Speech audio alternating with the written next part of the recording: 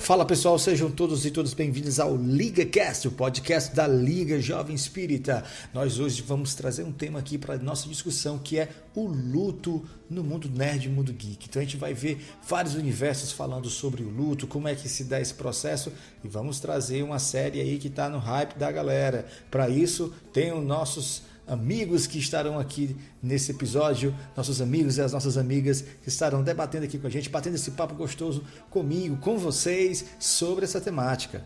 Oi, gente, sou a Aline, estamos aqui mais uma vez no nosso podcast. E é o seguinte, falou de luto, para mim não tem como deixar de lembrar de uma morte no mundo nerd geek que eu mais chorei. Uma das, né, que eu sou chorona, né? Mas o Glenn de The Walking Dead, para mim, foi de acabar o meu coração e secar toda a água do meu corpo de tanto chorar. Meu Deus, Glenn, eu te amo. Foi osso mesmo. Ninguém esperava. Inclusive, eu deixei de assistir a série nesse episódio. Eu não consegui mais. Não superou o luto. Pra mim foi demais. Não consegui. Não superou o luto. Já continuando, eu sou a Larissa. Olá, gente. E para mim, a morte mais dura de superar, a que eu chorei muito no cinema e quando estava lendo os livros, foi a do Dumbledore, na saga do Harry Potter, Senhor dos Anéis, Harry Potter. Eu chorei, e assim, eu li primeiro, chorei lendo o livro, quando eu assisti a cena, foi mais forte ainda, vendo ele caindo e as varinhas todas levantadas. Olha, tô toda arrepiada, me emocionada. No cinema eu levantei varinha. Todo mundo. Foi muito triste, muito triste. E aí, pessoal, eu me chamo Lucas e do mundo nerd, uma morte, um luto que me deixou pensativo foi o do Homem de Ferro, porque ele tinha tudo para a gente não gostar dele, mas toda a história fez a gente sentir aquela partida dele, né? Com certeza. Bom, gente, eu sou o Alisson e uma das mortes que mais me deixaram tristes, né, chocados mesmo, foi a morte do Super-Homem. Rapaz, quando o Superman morreu, meu irmão, eu me lembro que foi assim uma comoção mundial, viu? Porque saiu tudo que foi jornal, revistas, sem ser... Enfim, foi impactante. A primeira vez que você viu ele morrer foi na revista ou foi... Foi na revista, lá em 1992. Pra mim, ele já morreu faz tempo.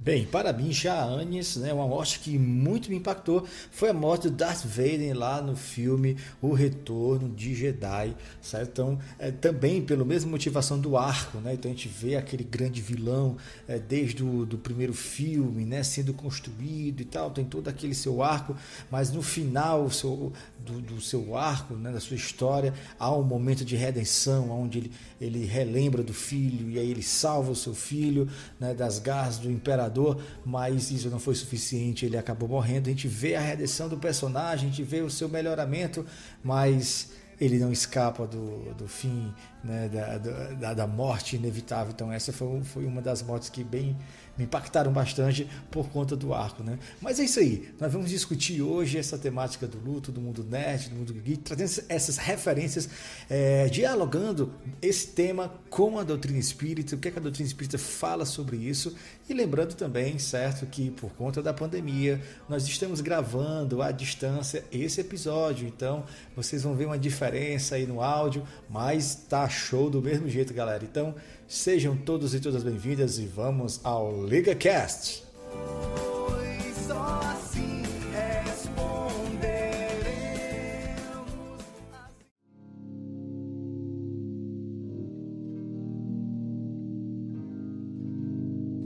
Vamos lá, galera, continuar aqui o nosso podcast da Liga Jovem Espírita. E aí nós vamos conversar um pouco aqui sobre o luto no mundo nerd, no mundo geek, como já foi falado, como é que a doutrina espírita vê todas essas discussões. E para isso, nós vamos trazer aqui, para começar o nosso bate-papo, a série que foi hype durante todo o mês de fevereiro, mês de março também, WandaVision, né? A série que traz de volta a Wanda e o Visão, né? Os Vingadores, né? Então essa série fala um pouco sobre luto, quais são os processos, né, que a pessoa passa durante esse momento do luto, certo? E aí a gente vai trazer um pouco para a gente poder debater o luto em WandaVision. E para isso eu vou passar aqui para os nossos colegas, as nossas colegas, para falar um pouco sobre como eles viram esses processos, como é que eles viram essa temática na série. Alerta de spoiler, né? Para quem não assistiu. Exatamente. Já faz uma semana já que terminou, né? Pra quem não assistiu, vai lá, termina de ver e vem pra cá conversar com a gente sobre isto. Exatamente. Eu posso abrir a mesa aí? Tu quer começar, amigo? Não, amigo, pode falar, vai. Eu posso abrir a mesa, assim, dizendo que o último episódio em especial me emocionou bastante, assim. Claro, eu acho que essa série, pra mim, abriu possibilidades de se trabalhar as produções de super-heróis com outras perspectivas, com outras visões, com outras estéticas, sabe? Assim, falar de uma forma muito humana, muito próximo do que o que a gente sente, né?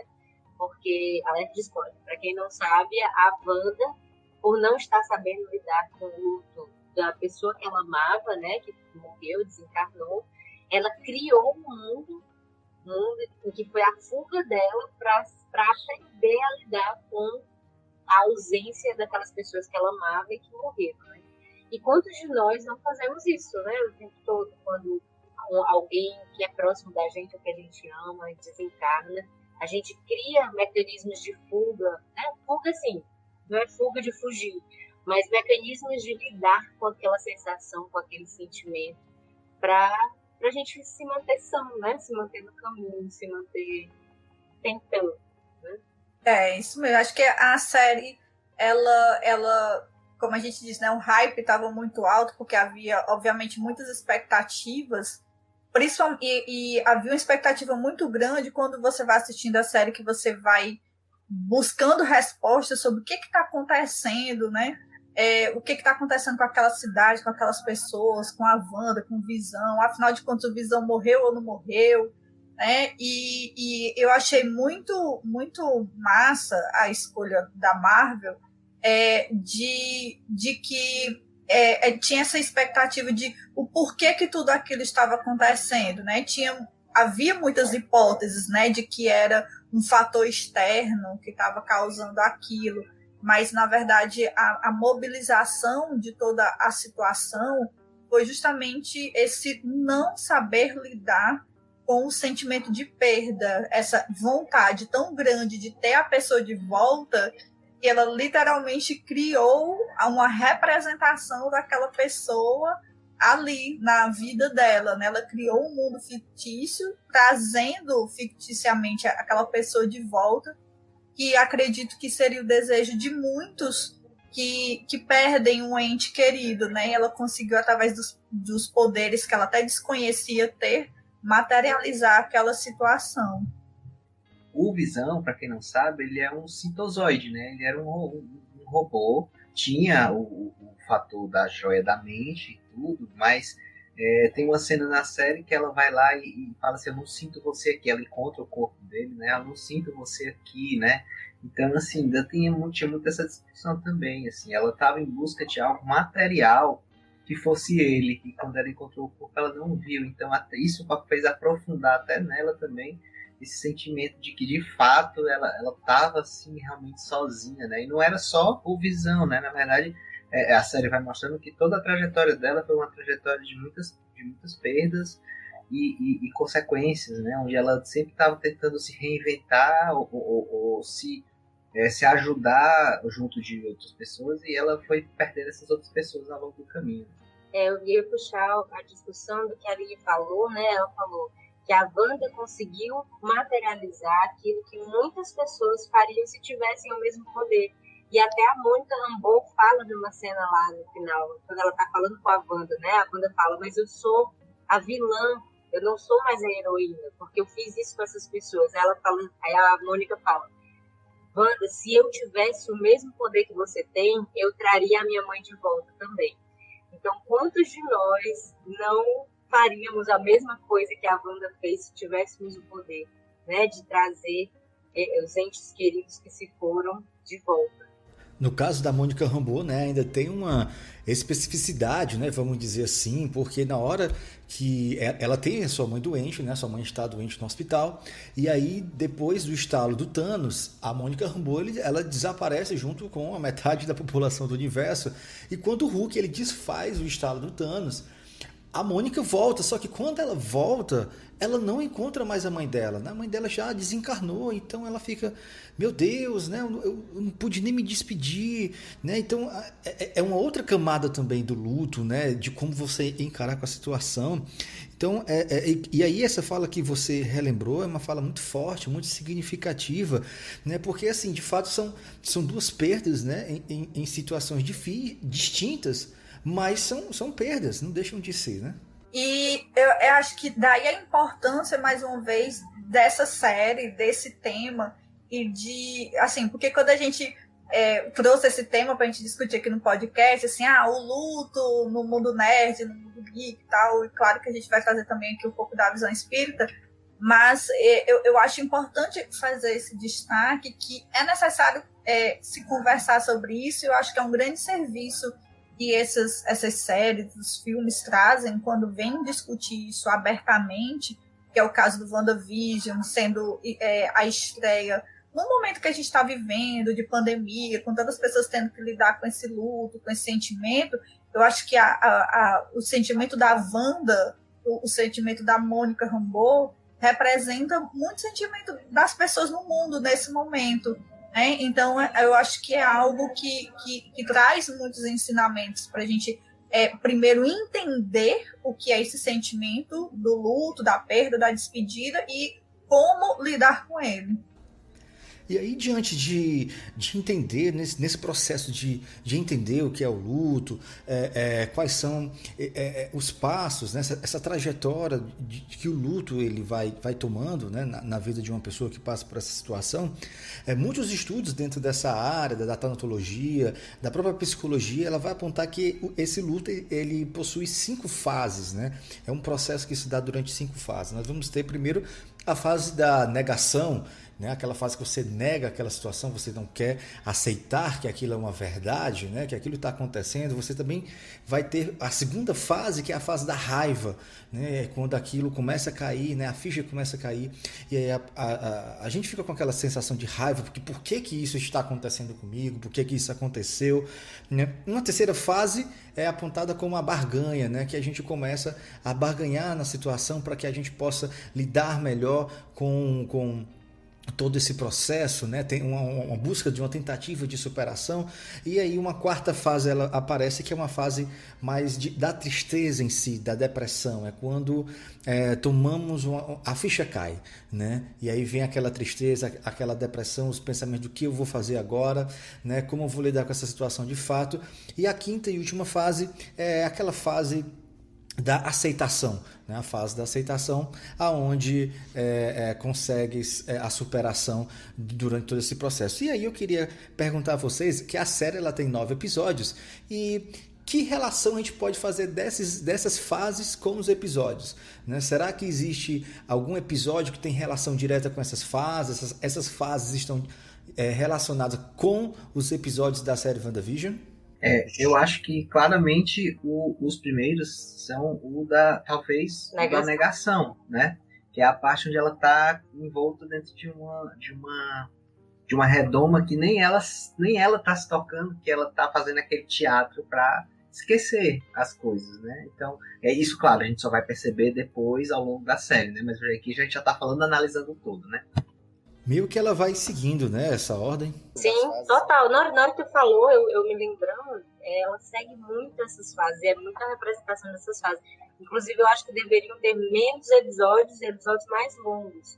Porque eu acho que episódios de 20 minutos eram bem pequenos e você ficava assim meio, talvez, Enfim, só minha crítica construtiva aí. No começo eram, né? No começo eram 20, depois foi para meia hora, 35, foi teve essa crescente. Eu acho interessante na série também, que é uma coisa bacana, assim, que os filmes e as séries em geral fazem, eu acho, tanto da DC como da Marvel, é manter o mote, mas não seguir a história tal e qual, né? Porque aí não vai ter graça, né? E aí eu vejo, às vezes, muita gente, mas era pra ter feito isso, feito aquilo, não sei o quê, como... E a galera, cada pessoa quer do seu jeito, né? Eu acho, imagino que a pessoa, quantas séries, quantos filmes nós teríamos, né?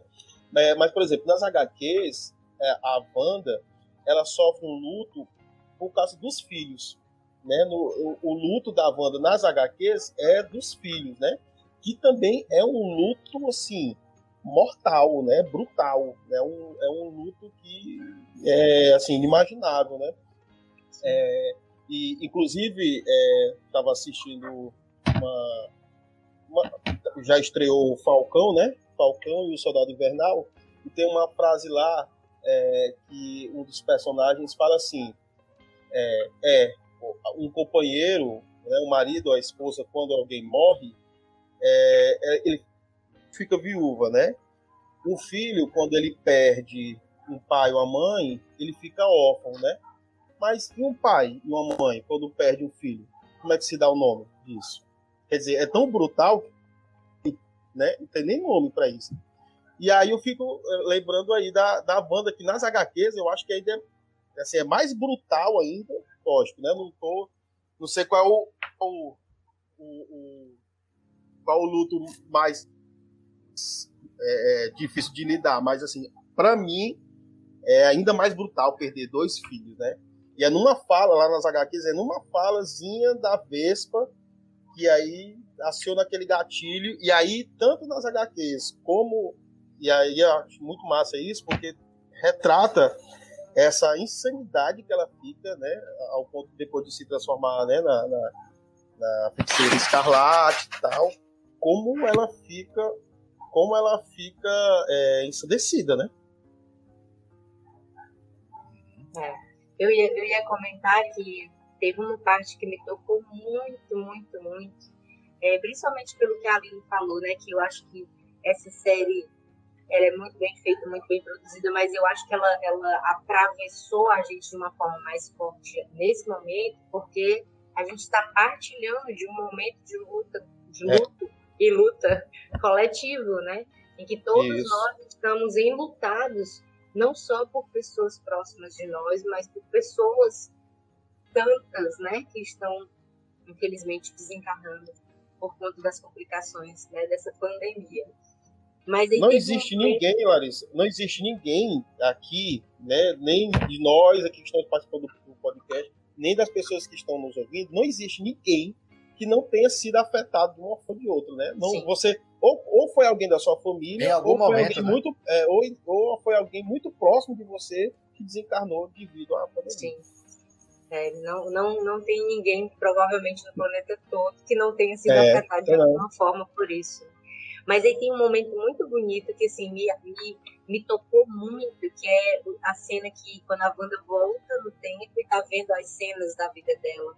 E ela vê um encontro que ela teve com Visão dos primeiros, quando ela perdeu o irmão, e ela estava falando sobre o luto de ter perdido o irmão. E aí o Visão pega e fala, eu fui até buscar aqui os dizerezinhos, ele fala, eu nunca vivenciei a perda, porque eu nunca tive uma pessoa amada para perder. Mas o que é o luto, se não o amor que perdura? Exato. Então ele fala justamente isso. Quando eu me emociono até agora de novo. Quando eu vi isso, eu fiquei muito pensativa sobre isso. Foi pancada essa fala. Demais. Porque o luto, ele mostra que o luto tem todo o seu pesar, tem toda a sua tristeza, né? Claro, do até logo, que a gente enquanto espírito acredita que não é um adeus, é um até logo. Isso. Tem toda a dor do até logo, mas tem também a certeza de que existe e existiu e não vai deixar de existir o amor, né? O amor entre duas pessoas, entre mais pessoas, que existiu e que naquele momento vai dar uma breve saudade, um breve até logo. Isso, e analisando ainda a personagem, como o Alisson colocou assim, Porque assim, o desencadear desse sentimento do luto que levou toda essa situação do WandaVision, na verdade, é um acúmulo na vida dela, né? Porque ela já teve o luto dos pais, da morte dos pais quando criança, que muito provavelmente, pelo contexto de vida dela, talvez foi... Falando desse primeiro luto dos pais, né? Ela quando criança, pelo contexto, muito provavelmente ela não teve oportunidade de lidar bem, digamos assim, da melhor forma possível com essa situação. Aí, em seguida, teve o luto do irmão, né, como o Alisson colocou aí, e teve, depois, né, passou também por uma situação de dor, digamos assim, por ela ter causado o mal ou a morte de algumas pessoas também, né, na hora de um confronto lá com os Vingadores. Sim. Então, ela já se sentiu mal por ter causado a morte de algumas pessoas também, e até culminando nessa questão com o Visão lá no duelo lá com o Thanos, né? E esse trecho que a gente está falando aqui é, de certa forma, uma terapia, né? É esse resgate dela conseguir ver, né, essas fases, esses momentos, né? Então, é bem interessante que a Agatha, ela chama a Wanda, né? Ela abre a porta para que ela visite novamente esses momentos da sua vida, mas ela não aponta os momentos que ela deve visitar, né? Ela abre a porta, né? Ela apenas abre o caminho, e é a Wanda que escolhe os momentos, né? E aí é nessa escolha que ela escolhe justamente os momentos mais fortes de perda que ela teve durante a sua vida, né? E aí é como a Aline falou, né? Essa ordem que segue, né? A questão dela ter visitado primeiramente os pais, quando os pais morrem, né? Lá no atentado, quando ela era pequena. Depois lá ela vai para um outro momento, né? Um segundo momento com a morte do irmão, né? Na Batalha de Sokovia, que a gente vai ver lá nos Vingadores, a Guerra de Ultron. E depois o momento que ela conhece o Visão, né? E aí lida também com a morte do Visão nos Vingadores, né? Ultimato. E quando ela chega finalmente no Visão, de certa forma a perda do Visão para ela é uma gota d'água, né? Porque ela não passa pelos processos até chegar na aceitação, nem com a família, né? Nem com os pais, nem com o irmão. E quando chega no Visão é aquela gota d'água, né? Que é onde ela tem que lidar com esse processo, né? E a gente vê essas fases muito claras, né? Nos episódios. Então, os primeiros episódios, como essa fase da negação, né? Que ali é tudo uma série, é tudo bonitinho, é como se aquilo não tivesse acontecido. Depois vem o momento da raiva, né? Que ela não quer que ninguém intervenha, né? Naquela realidade que ela cria, né? Ela fica com raiva daquelas pessoas que querem intervir, meio que mostrar a realidade para as pessoas. Depois ela vem com a fase da barganha, né, que ela vai criando situações também para poder manter aquela realidade funcionando, né, e também aquela fase que ela vai enfrentar, ela sai do domo, né, enfrenta os militares e fala assim, não se metam aqui, não entre, deixa que eu resolvo, deixa que eu faço do meu jeito, né? Depois tem aquela fase da depressão, essa fase da tristeza, que é representada pelo episódio 8, né, que é o episódio mais forte, né, que a gente vê esses processos, né, ela sendo conduzida pela Agatha, né, e a gente espera, né, que o último seja a da redenção, né, da aceitação. E é bem interessante, né, que a Agatha fala, né, olha, você que não quer se libertar, né, você tem que se libertar dessa situação, né, depende de você. Então há essa questão também da pessoa, né, da individualidade em querer passar e saber passar por todos esses processos. A cena lá que ela revê a parte que ela perde o irmão, né? Até a Agatha, assim, a Wanda não vê, né? A gente, espectador, tá vendo, porque a Agatha tá por trás dela. A gente vê a Agatha se emocionando nessa parte. Isso mesmo, Alisson, né? Isso realmente é fato, né? E tem um momento também que é muito forte, né? Que quando ela visita, né, lá as instalações onde o corpo do Sintozoide está lá sem vida, e ela volta depois para a cidade, né, que seria o local onde eles tinham combinado de morar, de ficar juntos, né, de casar. e ela vai para o terreno onde ia ser a casa que eles iam construir, e ela dá aquele grito, né? É um momento muito forte, né? Que ela concentra tudo aquilo dali, ela dá aquele grito de raiva, né, da situação, um grito de dor, né, de tudo que ela está sentindo ali a gota d'água, né, ela sente tudo aquilo e com aquele grito que ela vai dar de raiva, de dor, ela vai criando toda aquela realidade alternativa, né? É o momento que ela cria o domo, né? Que a gente na série a gente descobre que é ali que ela cria o domo, né? E a partir daquele grito que ela dá, ela vai criando toda uma realidade alternativa, né, daquilo que ela gostaria que tivesse acontecido, né, e ela vai vivenciar aquilo, né. Então, de certa forma, a gente relacionando com a fuga, né, aquela fuga que a Larissa até comentou anteriormente, né. Então, a gente também cria essas realidades alternativas como uma espécie de não aceitar a situação, de fugir daquela realidade. Então, a gente cria também, como a Wanda criou, o domo, né. Então é um momento muito forte, né, quando a gente assiste na série, e a gente pode fazer essa correlação com esses momentos de fuga, né, que a gente vai tendo, né, de criar essas outras realidades, de criar situações para poder lidar melhor com a problemática, né. No caso da Wanda, ela cria o domo e para sustentar toda uma vida que ela gostaria de ter tido, né, sem a morte do Visão. É muito interessante como a série trabalha o luto como linha mestra, né? E como isso tá ligado diretamente com a jornada do herói da Wanda, né? Porque se a gente vai lá para os 12 passos da jornada do herói, os 12 pontos que o herói passa, né? A gente vê que ela tá no início da série, ou melhor, no momento onde ela cria esse domo, que só é mostrado mais pro final, ela tá nesse momento de provação, né? Porque que é o 8º passo da jornada do herói, que é o momento onde há uma provação muito forte, que é ele coloca assim, o Campbell coloca como uma espécie de morte pela qual o herói vai passar para cumprir o seu destino. E só que a série é tão interessante porque ela coloca que como se ela não tivesse conseguido passar dessa provação, desse luto, dessa perda, e cria um domo onde ela tenta fugir. Só que esse dom acaba por trazer ela para a jornada do herói, lá para o começo, para negar a si mesmo, a tentar vencer, a ter um encontro com o mentor, que o mentor, no caso, era a própria vilã da história, ao mesmo tempo.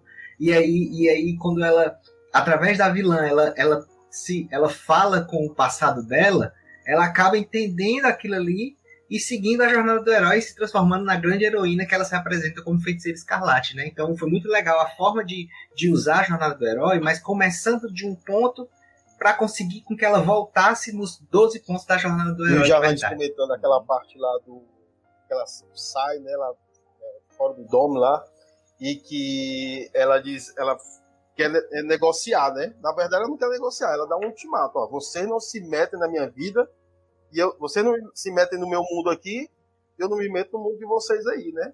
E sai. Seria legal, seria interessante, se o mundo dela não tivesse tendo consequências catastróficas, né? Se outras pessoas não estivessem pagando por ela não aceitar o luto, né? Fazendo uma metáfora, assim, eu acho que com os processos de luto, né, que o Jarvis falou, que todo mundo passa diante de um luto, ela se encontrou no meio desse processo, né? Foi durante a sessão de terapia que ela teve com a Agatha que ela viu que ela tinha encontrado a essência dela, que era a Feiticeira Escarlate lá, que tinha saído da Joia do Poder, né? Do encontro com a Joia do Poder. Então, para mim, isso é meio como que uma metáfora, assim. É a partir desses processos terapêuticos, assim, a terapia num momento como esse é uma ferramenta extremamente necessária, sabe? Para a gente reencontrar esses caminhos para a gente mesmo, né? Dentro de um processo de luto. Eu mesmo, Larissa, participei, né? Quando minha mãe desencarnou, eu mesmo participei de um grupo sobre luto, né? Sobre perdas e tal. E para mim foi fundamental, viu? Foi essencial esse momento, passar por esse momento.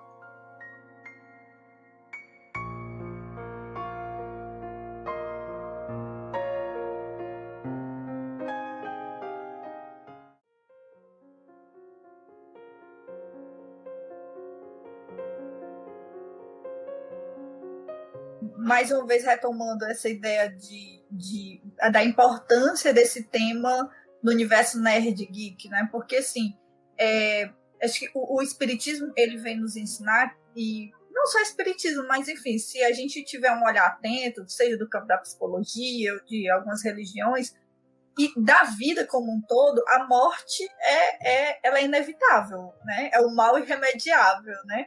Como diz, onde é? O Ariano Suassuna, É o né? Ariano Suassuna. Isso, O mal irremediável. É o Chicó que diz, exatamente. Nota Compadecida. Então, Nota Compadecida. Então, assim, é inevitável. Todos nós vamos morrer um dia. Ok, beleza. A questão é, como é que a gente vai lidar com isso? Porque o fato da gente aprender a lidar com a morte não quer dizer que a gente deva banalizar a morte, né? Você naturalizar não é a mesma coisa que banalizar.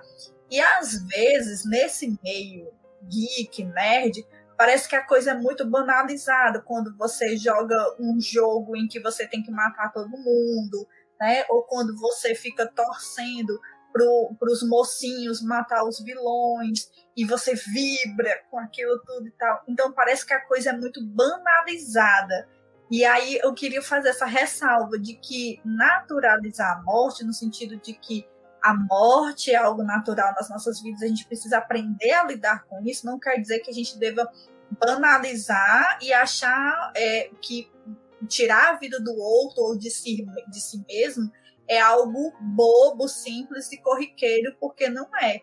E aí, quando você vem e traz esse tema do luto para dentro de algo tão popular como são, né, as séries, os filmes, porque aqui a gente está falando de WandaVision, mas a gente também pode colocar outros universos aqui, como a gente colocou no começo, né? Dumbledore, o Homem de Ferro, né? The Walking Dead, Superman e tal.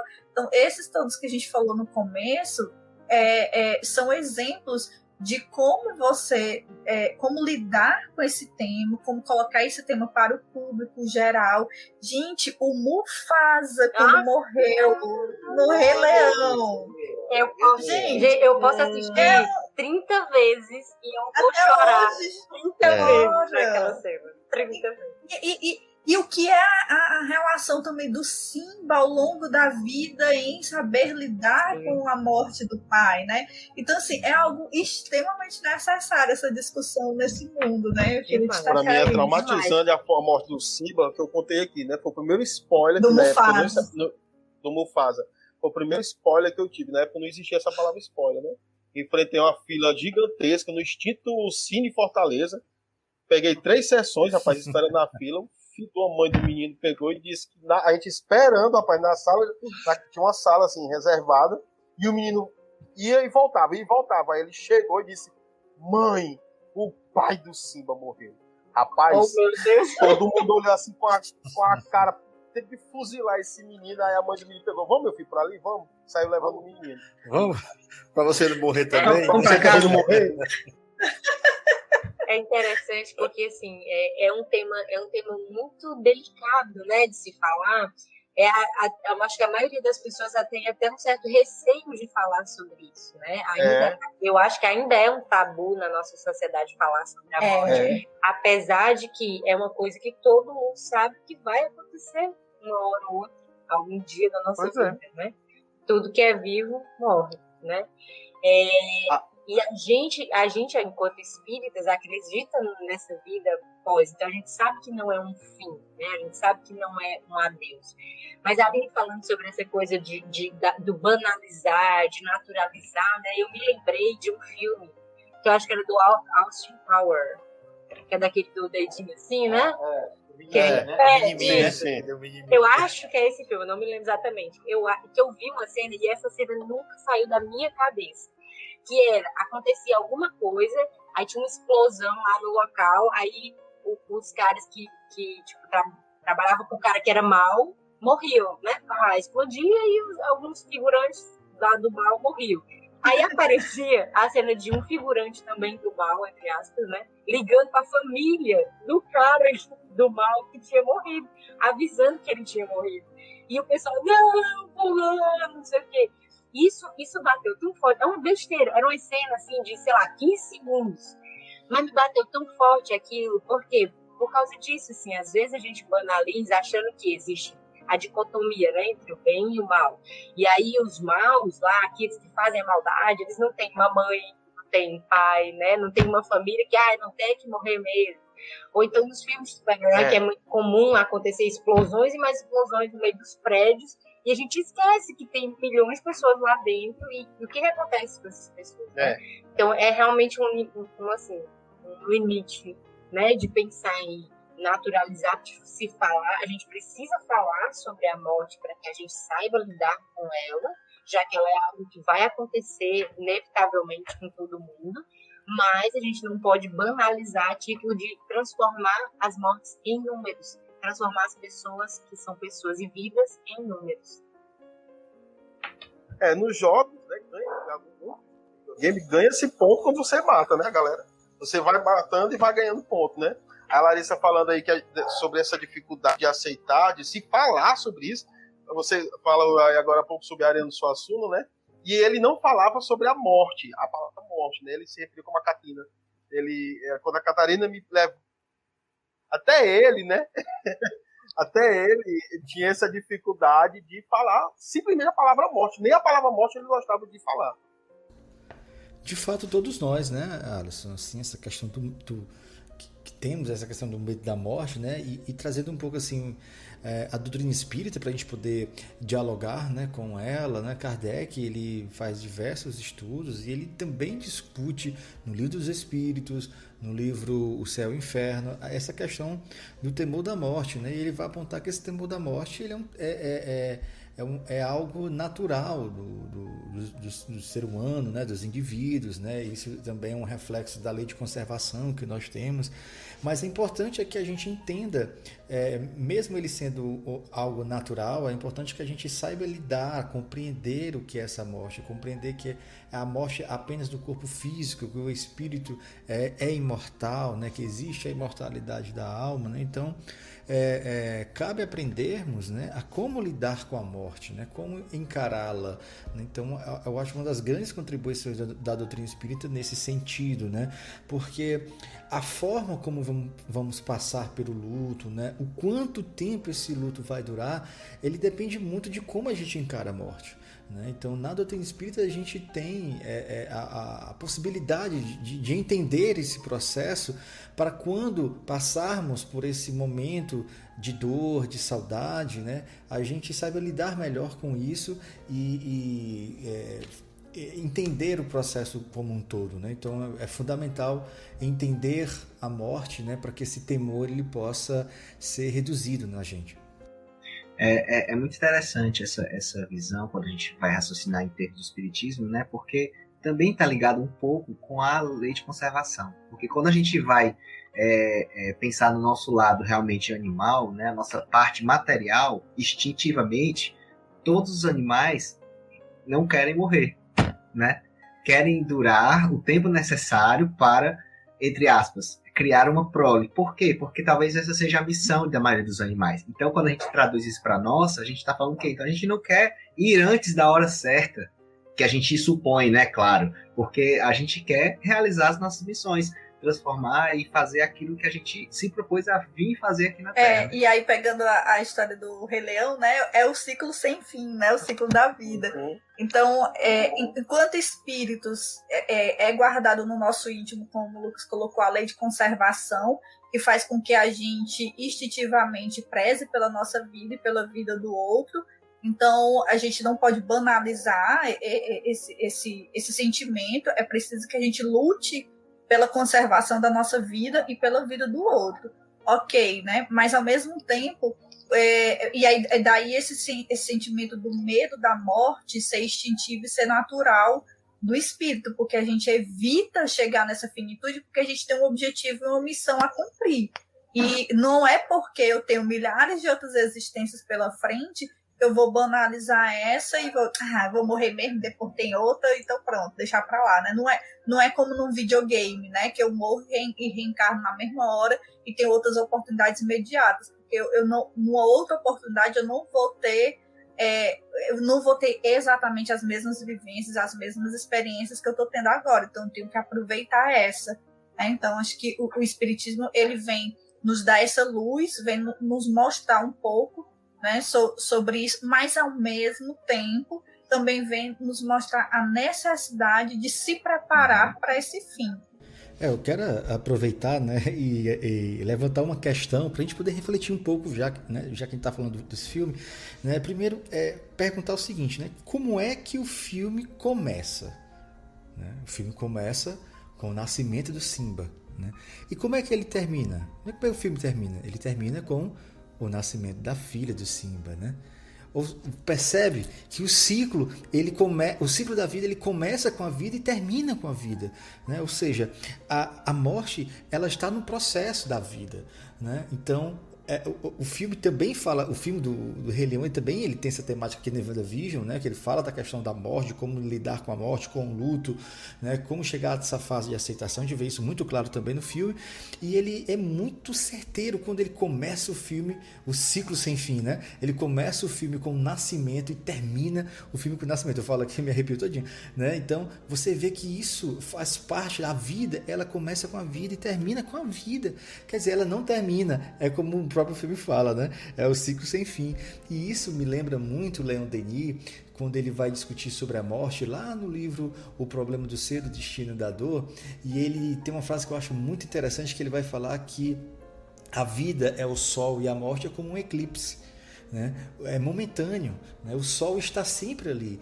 Quando acontece o eclipse, o sol não deixa de ser sol, né? O eclipse passa e o sol ele continua brilhando, né? Ou seja, a vida ela não deixa de existir, né? A morte, como um eclipse, ela vem ali momentaneamente, o ciclo continua e depois a vida ela continua brilhando como antes, né? Então é muito interessante essa visão, para que a gente possa ter esse alento, esse consolo e entender a morte não como um fim, mas como um processo da própria vida. É uma passagem entre a vida que a gente tem aqui e a vida que a gente tem no plano espiritual. São duas vidas, né? Então a morte é só uma passagem. Porque assim, essa dificuldade que eu vejo sobre esse desapego, né? Sobre como lidar com o luto, é muito de nós aqui do Ocidente, né? Nós aqui do Ocidente temos muito essa dificuldade. O pessoal do Oriente tem mais facilidade de lidar com isso, né? Pelo que a gente e tal.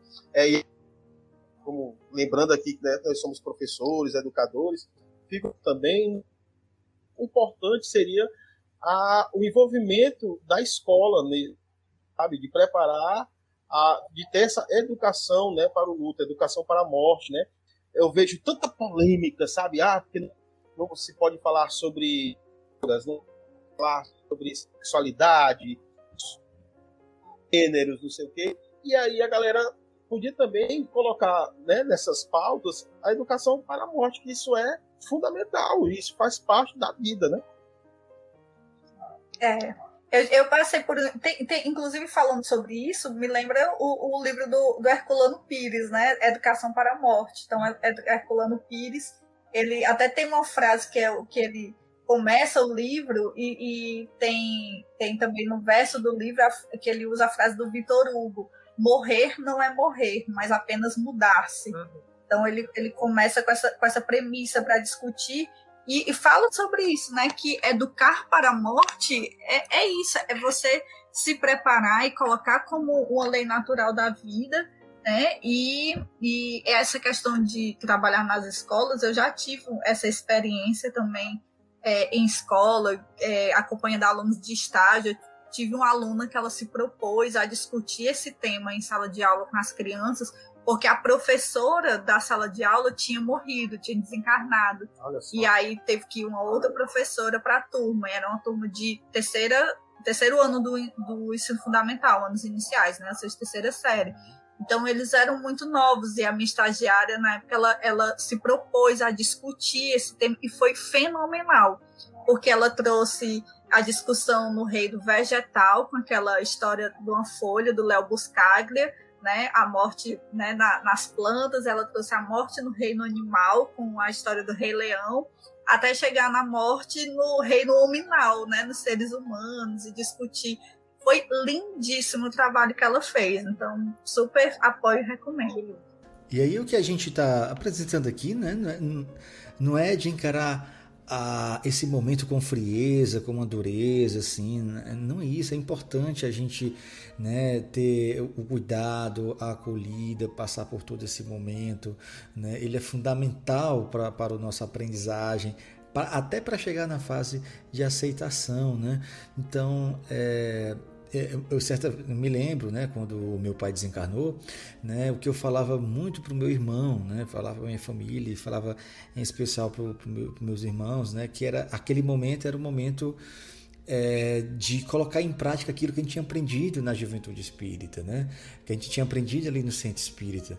Então é interessante porque todo o conhecimento doutrinário que tivemos, né, é um conhecimento que consola. Né? Ele não apenas esclarece, mas é um conhecimento que consola. E dentre esses conhecimentos, né, dentre dos princípios que eu particularmente tive contato, que me ajudou bastante nesse processo, foi justamente o princípio da imortalidade da alma, né? De entender que a alma ela é imortal, ela prevalece, ela continua, né? O que morre é o corpo físico. Né? Então a compreensão desse princípio, a certeza, né, e o entendimento desse princípio me ajudou muito a entender que aquele momento ali era uma perda material, física, mas que o espírito do meu pai continua vivo, continua perto da gente, vibrando. Então isso me ajudou muito durante esse processo. E dessa forma a gente entende, a gente consegue ver de fato o espiritismo como uma doutrina consoladora. Por isso que o espiritismo se coloca como consolador, porque os seus princípios, os seus fundamentos, eles ajudam muito nesses momentos, né? A gente a compreender a vida em sua plenitude.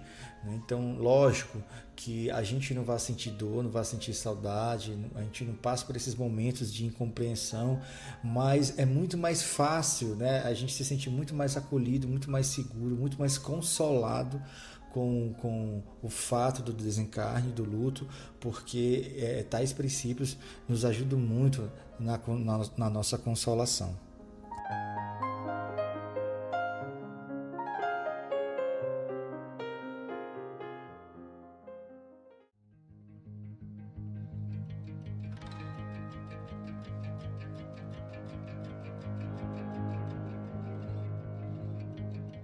A gente já falou aqui de WandaVision, já falou também do Rei Leão, né? Queria saber aí de vocês, de outros universos, né? Como é que a gente vê, como é que isso é representado também em outros universos, além da Marvel, desses universos da Disney, né? Quais universos, quais representações vocês poderiam também trazer para a gente como exemplo? Pronto, a gente deu destaque aqui para o WandaVision, né? E aí gostaria de trazer um destaque também do universo DC, que também está em alta, que é o filme Liga da Justiça, Snyder, versão do Zack Snyder, né? Conhecido como Snyder Cut. É um filme que os fãs do universo DC estavam na expectativa, porque foi lançado o Liga da Justiça em 2017, mas digamos que havia essa versão do diretor Zack Snyder, que na época teve que abandonar o projeto. Justamente um dos principais motivos já foi um motivo que tem a ver com o que a gente está conversando, que foi a morte da filha dele, né? A filha dele, infelizmente, suicidou-se, e aí ele precisou de um tempo para lidar com isso em relação a ele e a família, e um dos grandes motivos que fez ele abandonar o projeto. E aí, anos depois, ele conseguiu aí, né, o apoio da Warner e retomou esse projeto, e nos entregou em um filme de 4 horas de duração, né, Liga da Justiça, Snyder Cut, e tentando falar sem muitos spoilers, né, porque inclusive aqui no grupo tem gente que ainda não assistiu, e como está mais recente do que WandaVision, então pode ser que tenha mais gente que ainda não tenha assistido, mas tem um elemento que é muito forte, que não é spoiler, mas assim, a gente analisar todos os personagens da Liga da Justiça e até mesmo o próprio filme, esse novo, né, do Zack Snyder, mas o anterior já tinha muito disso, que o luto ele é um fator fundamental que desencadeia tudo isso. E o luto por quem? Primeiramente pela morte do Superman, né? Não sei se você quer comentar mais sobre isso. Então, a morte do Superman, né, ela já aconteceu algumas vezes, né? De algumas versões, né? Lá em 92 começa com as HQs e tal, foi um arco grandiosíssimo, né? Porque era numa época onde os heróis da DC, principalmente o Superman, que é o principal herói da DC, as vendas não estavam lá muito boas, né? E a galera, na época, estava começando a curtir de histórias de heróis um pouco mais, digamos assim, mais pesadas, né? E aí foi quando, logo depois, anos antes, teve o Cavaleiro das Trevas, né? Frank Miller, que também foi uma grande revolução nos quadrinhos. E aí apareceu o Justiceiro, o Wolverine, essa galera tava com umas histórias um pouco mais pesadas, digamos assim, e a galera começou a migrar para aí, né? E aí eles resolveram, para impactar, lançar a morte do Superman. De lá para cá, já teve outros longas, né? Teve 2 animações também falando sobre o mesmo tema, a morte do Superman. Mas aí, ou seja, o cabo morre que só, né? O cabo morre espírita. e retorna, né? Morre em casa. O mundo dos quadrinhos tem essa semelhança aí com o espiritismo, né? Volta, né? Só que Já dizia.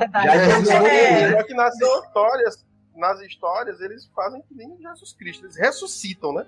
Eles não só reencarnam, eles ressuscitam, né? E como a Aline falou, em 2017 teve esse lance aí, porque teve antes, né, o Batman vs Superman, onde ele é morto lá pelo Apocalipse. E aí em 2017 volta. Mas agora, realmente com o Snyder Cut, isso foi retratado de uma forma muito mais dramática, muito mais intensa, né?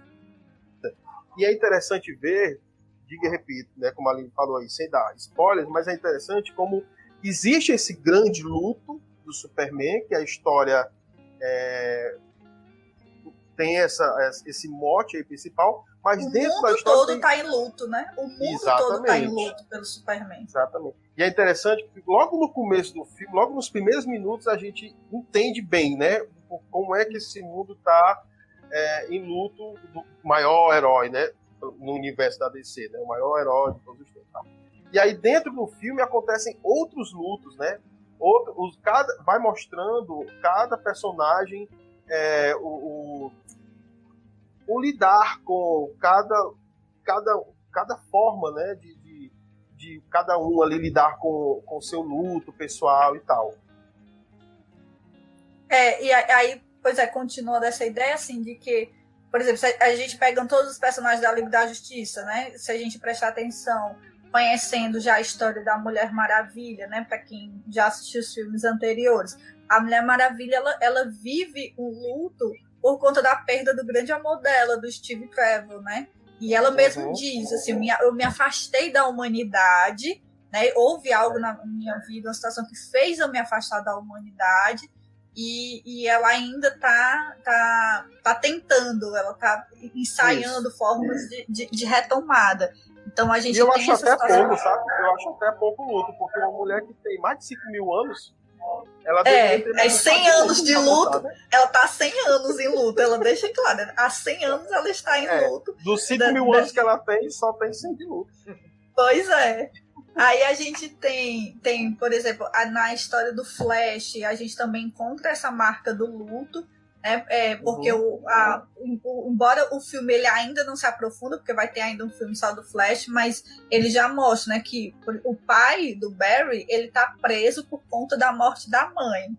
E quem conhece a história do Flash sabe que é uma injustiça, né? Então ele vive o luto da morte da mãe, que ele nunca entendeu, né? Aliás, ele passou muito tempo para entender o que foi que realmente aconteceu com a mãe dele, e somado à injustiça do pai ser acusado da morte da mãe. Então, o Barry, ele tem essa marca. Aí, no filme, a gente consegue entender mais o Cyborg, né? Que o Cyborg, o Victor, né? Ele também passa por esse período de luto da morte da mãe e a relação dele com o pai estremecida, né? Por conta dessa morte. O Aquaman, ele tem também a relação que até então não tem ainda a história dele toda revelada, né? Então ele tem uma relação difícil com a morte. Até então ele achava, né, que a mãe tinha morrido até então, né? Então ele tem essa relação aí difícil com a família dele. E o Batman também. O Batman só existe por causa da morte dos pais. E tem o Superman, que o filme fala do luto dele, mas também no filme é retratado o luto que o Superman tem, que o Superman passa. Porque vamos lembrar que, isso aqui não é spoiler para esse filme, vamos lembrar que o Superman ele perdeu 2 pais, né? Tanto o pai, e um planeta o pai inteiro. Biológico, o pai biológico, o planeta inteiro, e o pai de criação. Então só que tem é luto na Liga da Justiça. Nessa linha também, muito parecido com o Flash, falou tudo. Eu me lembrei do Homem-Aranha, né? Que a morte do tio Ben fez total diferença no que é o Homem-Aranha na história, né? Assim, pelo menos na ideia clássica, né? Não só desse novo. O Tony Stark também tem o luto do pai dele. Eu me lembrei muito do The Boys também, né? Que é aquela série que é uma sátira crítica às produções de super-heróis, né? E a treta da série nasce a partir de um luto, né? Também. Eu tava pensando aqui, é bem pesado que eu vou dizer, mas o cara do personagem lá do The Boys, que eu esqueci o nome dele agora, quando começa, ele fica com o futuro ali nas mãos dele, né, cara? Pra quem entendeu ali, pra quem assistiu, sabe o que eu tô falando, literalmente.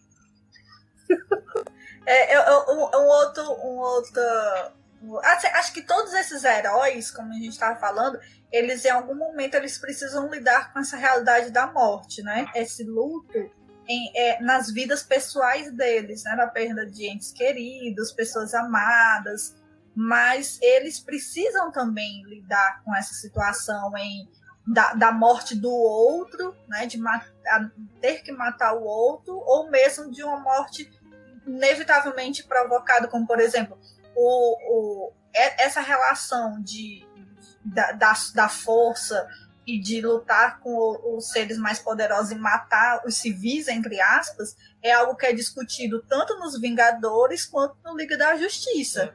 Né? Há essa discussão entre olha o que é que a gente é capaz de fazer, assim, será que vale a pena tudo isso e matar pessoas inocentes em função de tudo isso, né? Então, tanto o Vingadores quanto o Liga da Justiça faz essa discussão. O Batman, ele tem todo o tempo o pé atrás com o Superman por conta disso. Porque ele é um ser muito poderoso, capaz de destruir o planeta se ele quiser. E quando em Homem de Ferro, né, há essa discussão, quando vem aqueles remanescentes de Krypton e ele luta e destrói a cidade toda. Com aquela luta, mata um monte de gente inocente. E o próprio Superman, ele sofre por ter que matar o inimigo dele. Ele não queria matar o General Zod. Então, o cara estava de um jeito e ele precisou matar, inclusive, na frente de outras pessoas. E mostra já o sofrimento do Superman por precisar matar o Zod naquela situação. Então, assim, esse lidar com a morte aparece de formas bastante diferentes em muitas situações quando a gente vai discutindo esse universo dos super-heróis. No Guerra Civil, por exemplo, eles tiveram que arcar consequências, né? Naquela cidade lá não me engano, né?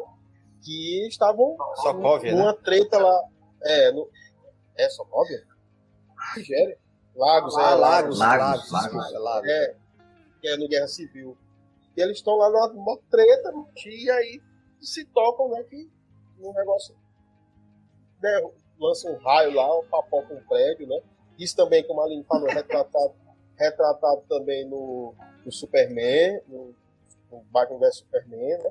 As consequências que tem com isso. E aí eu tava lembrando também, cara, do Tony Stark, né? Não deu uma fungadinha, pelo menos, quando o Tony Stark, cara, morreu no último vídeo. Cara, meu irmão, aquilo ali. A gente assistindo, era todo mundo só fungando, né?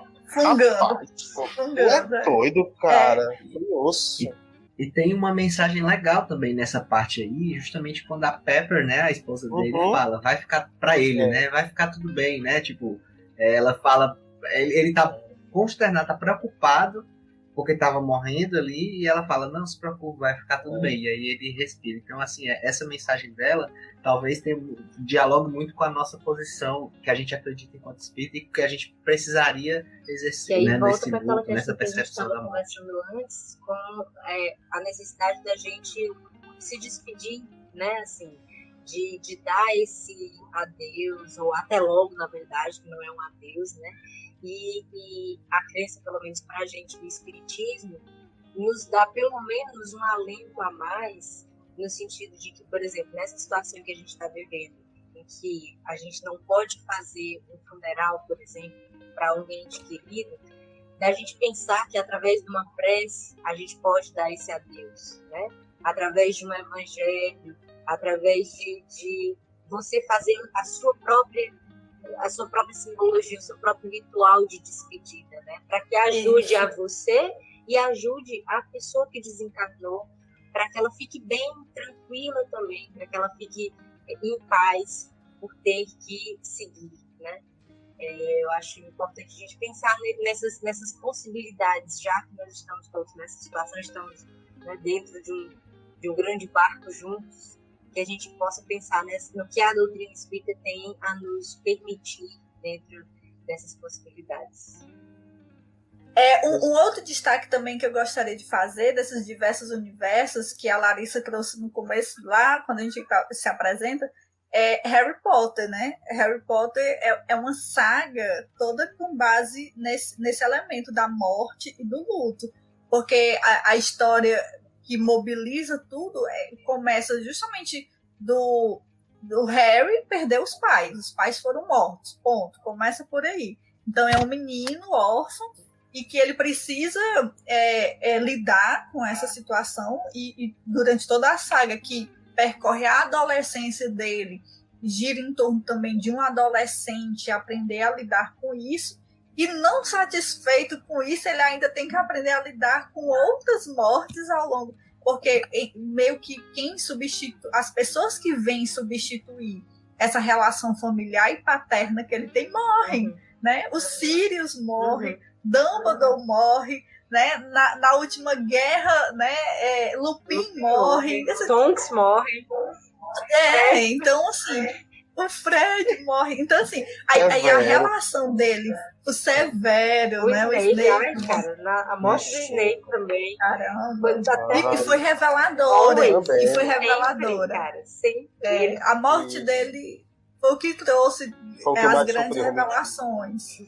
E aí ele tem que ressignificar todo esse luto e ele vai se ancorar nas amizades, nos amigos, né? Então a Hermione e o Rony naquele momento são fundamentais para ele aprender a ressignificar isso. E uma situação que é fundamental também na saga é que, assim, quando ele percebe que Harry, é a última Horcrux e que ele precisa se entregar para a morte, então, assim, ele precisa entender que não é que ele está cometendo um suicídio, ele não está se entregando, não está querendo abandonar a vida, né? Mas, ao mesmo tempo, ele entende que faz parte da missão dele se entregar para aquela situação e confiar que algo vai acontecer. E quando ele, entre aspas, morre, né, tem aquela situação do encontro dele com Dumbledore, ok, mas eu queria destacar quando ele supostamente é trazido, o Hagrid traz o corpo dele e o pessoal lá em Hogwarts começa a ver, fica aquele desespero, quem é ele é Harry? E aí o Neville começa um discurso que eu acho muito massa, de que começa assim, tipo, e daí que Harry morreu? Todo mundo morre um dia. Quantas pessoas nós já perdemos, já morremos, e as pessoas meio que, é isso, Neville, deixa disso. Não, eu tô falando sério. É pelo Harry, mas é por todo mundo. É por nós, é por todo mundo que já morreu, por todo mundo que tem que ficar vivo. Então a luta não acabou e aí começa esse negócio. É por isso que o Neville é o herói dessa série. Ele entende que o Harry é importante, sim, mas não acabou só porque ele morreu. Ele que matou, mas, ele na verdade, que matou o vilão. Né, a dúvida de qual dos dois era o escolhido. Existia a dúvida entre o Neville e o Harry, de qual dos dois era verdadeiramente o escolhido. E, na verdade, não precisa ser um escolhido. Cada um tinha o seu papel naquela jornada. Né? Cada um tinha o seu papel a ser desenvolvido ali.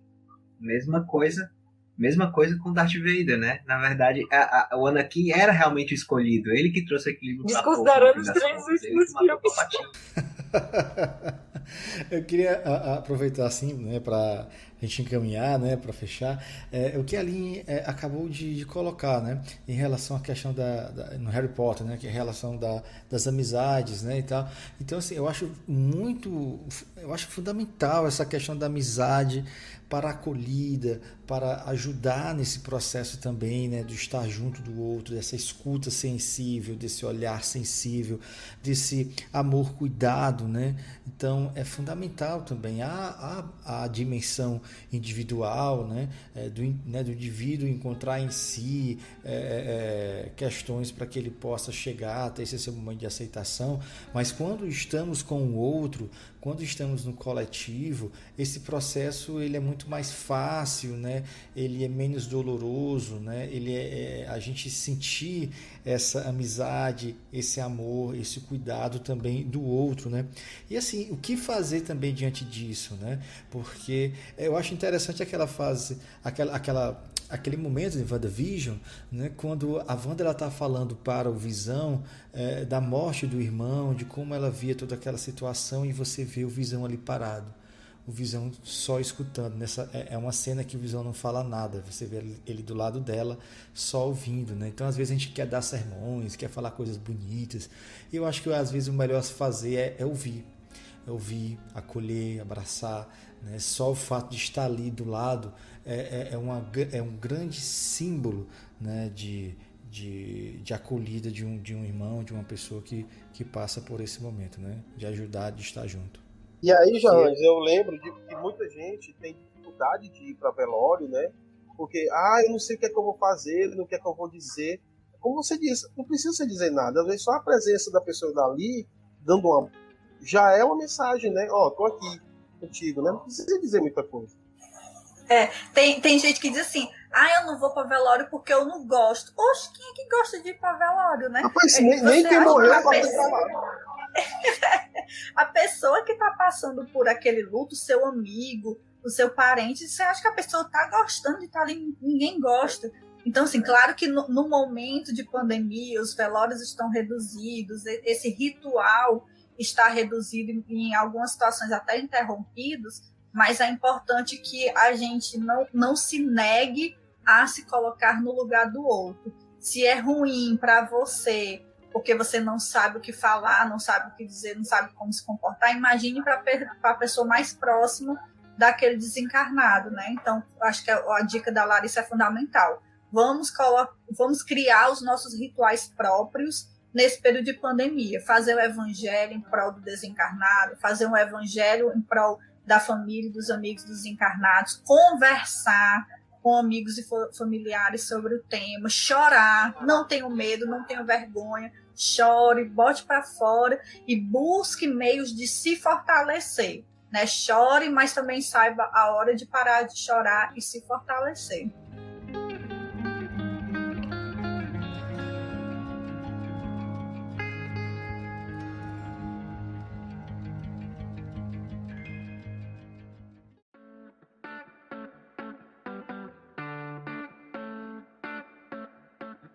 É isso aí, galera. Estamos encerrando mais um episódio do podcast da Liga Jovem Espírita, né? E deixando essa grande mensagem de aprendizagem, de estudo, da necessidade de a gente se aprofundar nessas questões para que a gente possa lidar melhor com os processos de luto, lidar melhor com a morte, né? Não é não passar por ela, mas sim saber passar da forma mais tranquila, mais saudável, né? Compreendendo a morte não como um fim, né? A alma, ela é imortal.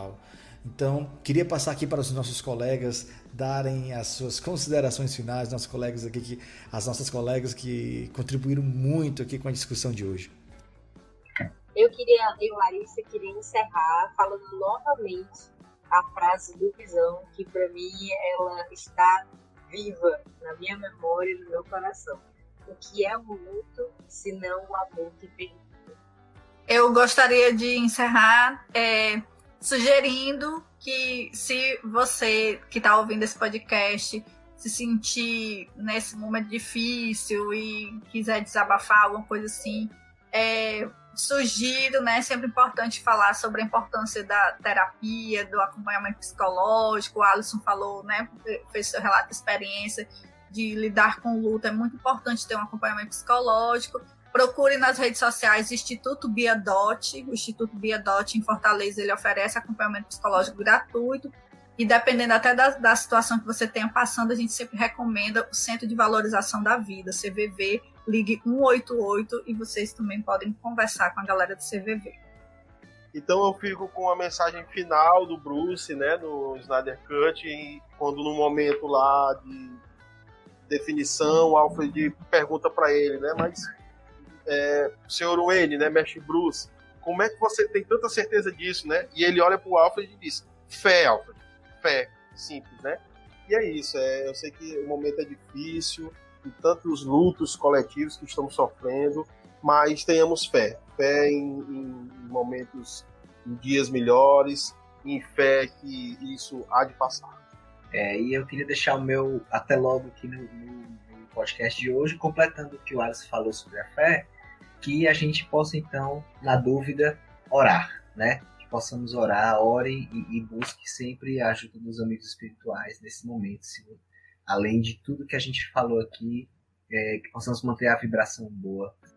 É isso aí, galerinha do bem. Sintam-se acolhidos, acolhidas, ouvindo mais um episódio do podcast da Liga Jovem Espírita, o nosso LigaCast, né? Então, vocês podem encontrar a gente em várias plataformas, né, digitais. Nós estamos no Spotify, no Deezer, estamos também com o canal do YouTube com vários vídeos falando sobre séries, falando sobre filmes, desenhos, né, sempre, como a Aline fala, misturando com a doutrina espírita, né, porque tem tudo a ver também para tornar esses princípios, esses fundamentos, as teorias, o ensinamento doutrinário, o ensinamento evangélico de uma forma mais leve, mais fácil de entender, mais próximo do nosso cotidiano, né, e relacionando com aquilo que a gente gosta, né, que é com o mundo nerd, muito geek.